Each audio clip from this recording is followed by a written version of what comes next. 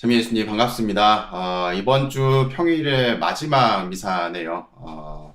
이번 주간도 편안하게 잘 지내셨죠? 오늘 독서 복음을 읽으면서 저의 어떤 사제 생활, 그리고 또 신학생 때의 생활을 그냥 쭉 한번 또 이렇게 돌아봤는데요. 이렇게 돌아보면서 생각을 해보니, 이 사제라고 하는 자리가 다양한 사람들을 만날 수 있는 자리구나라는 것을 깨닫게 됩니다.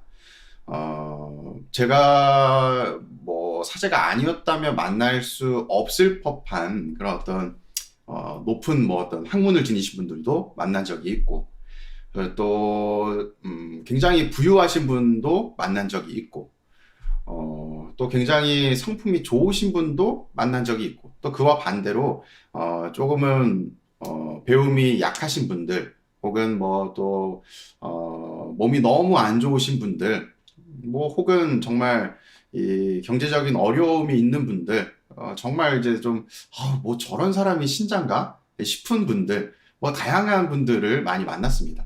그리고 뭐 수로 따지자면 뭐 수천 명이 해당되는 사람들을 만났겠죠. 왜 그러냐면 제가 큰 본당들을 위주로 다녔기 때문에 더 그런 것 같습니다. 이처럼 다양한 사람들을 만나면서 제가 좀 생각했던 것들이 있어요. 사람이 참 다양하구나, 라는 것을 느끼게 됩니다. 이 다양한 사람들을 만나면서 어떤 사람들은 제가 보기에 굉장히 좋은 사람이라고 생각하는 사람들도 있었고, 또 조금은 좋지 않다라고 느껴지는 사람들도 물론 존재했죠. 근데 참 재밌게도 제가 좋다라고 느꼈던 사람을 다른 사람들이 볼 때는 별로 좋아하지 않는 사람도 있었고, 또 제가 보기에는 굉장히 별로인 사람인데 또 누군가는 그 사람을 보면서 괜찮다라고 평가하기도 하는 거예요. 그러면서 그런 생각을 했습니다. 이 사람이 사람을 평가하고 판단하는 데에 있어서는 절대적인 기준이 없구나라는 것을 느끼게 된 것이죠. 그러면서 또 나아가서 조금 이제 뭉뚱그려서 설명하면 이런 생각을 하게 됩니다. 이 사람은 다 똑같다라는 생각을 하게 돼요.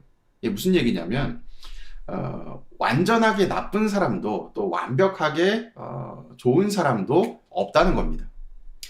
제가 만나면서 느낀 좋은 사람이 다른 사람에게도 좋으냐? 그렇지 않을 수 있겠죠. 왜냐하면 저에게 보여주는 모습이 있기 때문에, 그리고 그 저에게 보여주는 모습은 그 사람이 과거부터 쭉 살아왔던 역사를 다 함께 저에게 보여주는 것이 아니라 제가 만나는 그 순간, 그 현재의 모습을 제가 바라보기 때문에 그렇습니다. 그래서 사람은 명확하게 선하다, 뭐 악하다, 좋은 사람, 나쁜 사람 이렇게 구별짓는 것이 어렵지 않나 하는 생각을 하게 됐습니다. 때로는 이 착하다고 생각하는 사람도 악한 일을 할 수가 있습니다. 그런 사람들을 만나보면 이런 이야기를 합니다. 원래는 이런 사람이 아닌데, 원래 그런 사람이 아닌데 상황이 그 사람이 악한 일을 하도록 만드는 거야. 이런 상황들도 존재하죠. 사람은 항상 이 선을 지향하지만, 우리 종교 안에서도 이 사람은 선하다라고 표현을 하잖아요. 이 사람은 선을 지향하지만 선이 가는 길에는 선만 가는 것이 아니라 악도 함께 갑니다. 그래서 선을 지향하던 사람도 어쩔 수 없는 상황이나 현재의 어려움을 극복하기 위해서 이 손쉬운 악을 선택하곤 하죠. 그리고 나중에 후회하고 악을 선택한 나를 정당화하면서 이야기합니다. 어쩔 수 없었어 라고 말이죠.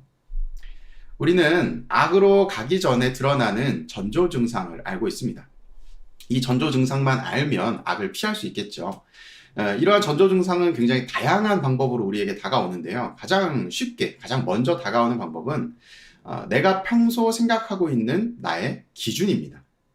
내 기준에 합당한가, 아니면 이성적으로 생각하는 것이죠.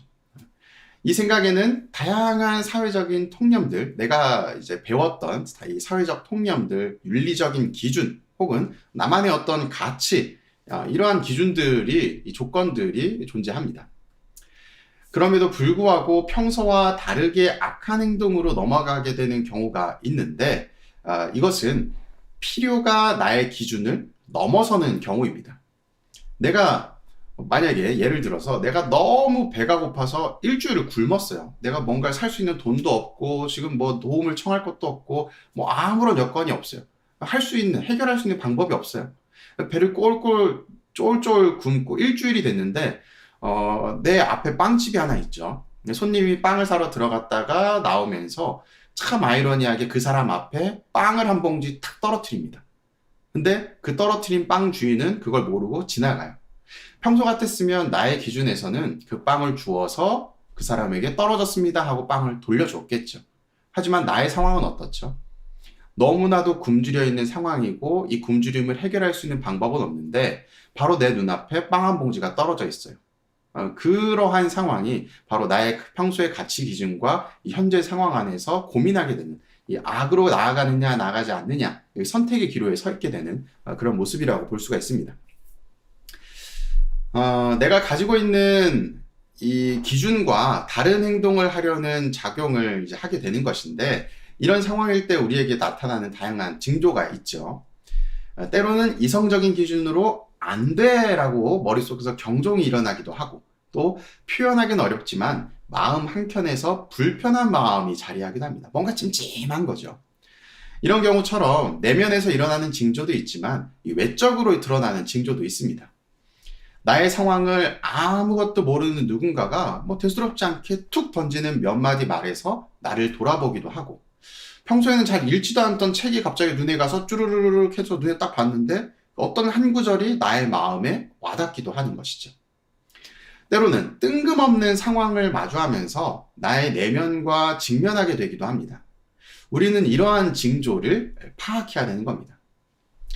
나의 내면의 변화는 내가 가장 빠르게 파악할 수 있습니다. 악을 정당화하고 합리화하려는 움직임은 나의 내면에서 가장 먼저 일어나기 때문입니다. 그리고 이러한 변화는 각자가 다르게 나타납니다. 따라서 누군가에게 답을 찾는 것이 아니라 내면에서 일어나는 움직임을 예민하게 파악하려는 작업이 필요하죠. 이걸 우리 교회 용어로 표현한다면 뭐가 될까요? 성찰입니다. 이러한 성찰은 우리를 선으로 향하게 하고 또 나를 한차원 높은 단계로 성장시켜 줍니다.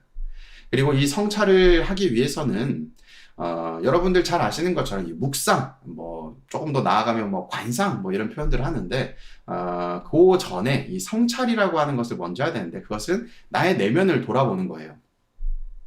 그래서 이제 방법적인 측면이 이 고요한 곳에서 혼자만의 시간을 가지면서 나를 돌아보는 것이죠.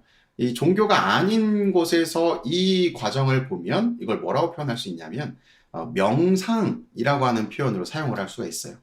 그런데 이 명상은 이 성찰과는 조금 다른 부분이 있어요. 이제 뒤에서 말씀을 드릴 텐데, 명상을 통해서도 무언가 깨닫게 되기도 합니다. 무엇을 깨닫게 되느냐? 내가 평소에 듣고 알고 내 내면 안에, 내 이 생각 안에, 내가 배운 지식 안에 존재했었던 것들이 차분한 가운데 툭툭툭 올라오면서 나를 돌아보고 반성하게 만드는 것이죠. 이것이 명상입니다. 근데 성찰은 이 명상과는 달라요. 무엇이 다르냐? 이 명상 안에는 나 혼자만이 존재합니다. 내가 배우고 느꼈던 가치들, 기준들, 여러 학문적인 지식들, 좋은 말씀들, 이런 것들이 내 내면 안에서 쭉 올라오면서 나를 돌아보는 것이 명상이라면, 나 혼자만 하는 것이 명상이라면, 이 성찰이라고 하는 것은 나와 하느님이 함께 하는 거예요.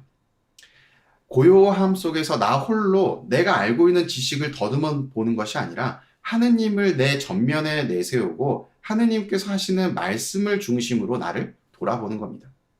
이것이 바로 성찰이죠. 신앙인에게 가장 중요한 것이 있다면 바로 이 하느님이라고 하는 기준입니다. 하느님을 나의 전면에 내세우고 성찰을 하는 것, 이것이 가장 중요한 겁니다. 이 과정이 우리는 이 성찰이고 또 묵상이고 또 나아가서 관상이라고 표현하는 그런 과정인 겁니다. 이 과정을 통해서 나를 성장시킬 수 있고, 그리고 선과 악이 공존하면서 줄다리기를 하는 나의 내면에서 선 쪽에 힘을 실어줄 수 있는 과정인 것입니다. 사람은 선하다고 합니다. 하지만 이 선에는 항상 악이 따라옵니다.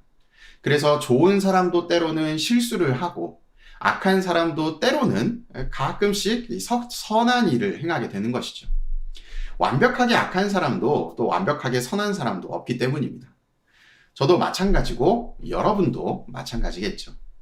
그러나 이 선을 지향하며 사는 사람은 될 수 있습니다. 그리고 그 지향점은 나를 선한 사람으로 만들어 줄 것입니다. 오늘 독서와 복음을 통해서 이 독서에서는 율법에 관한 기준, 율법의 기준과 하느님의 기준에 관한 이야기를 해주고 있고, 또 복음에서는 다양한 이 징조들이 나타나고 그 징조를 예민하게 파악하는 것이 중요하다는 이야기를 하고 있습니다. 우리에게 다가오는 다양한 징조들, 그 징조들을 예민하게 파악하기 위해서는 기준이 존재하는데, 그 기준은 나의 기준이 아니라 하느님을 전면에 내세운 그리스도의 기준이 되어야 합니다. 그것을 통해서 우리는 선과 악이라고 하는 줄다리기 안에서 선 쪽에 힘을 실어주게 되고, 또 선한 사람이 될 수 있는, 바꿔 얘기하면 참 신앙인이 될 수 있는 길을 보게 될 것입니다. 사랑합니다.